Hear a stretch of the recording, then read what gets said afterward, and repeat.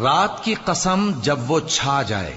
اور دن کی قسم جب وہ روشن ہو جائے، اور اس ذات کی قسم جس نے نر اور مادہ پیدا کیے کہ تم لوگوں کی کوشش طرح طرح کی ہے۔ سو جس نے اللہ کے رستے میں مال دیا اور پرہیزگاری کی اور بہترین بات یعنی کلمہ توحید کو سچ جانا، تو اس کو ہم آسان طریقے کی توفیق دیں گے، اور جس نے بخل کیا اور بے پرواہ بنا رہا اور بہترین بات کو جھوٹ سمجھا، تو ہم اسے رفتہ رفتہ سختی میں پہنچا دیں گے، اور جب وہ دوزخ کے گڑھے میں گرے گا تو اس کا مال اس کے کچھ بھی کام نہ آئے گا۔ یقیناً راہ دکھا دینا ہمارا ذمہ ہے،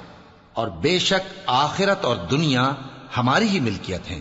سو میں نے تم کو بھڑکتی آگ سے خبردار کر دیا ہے،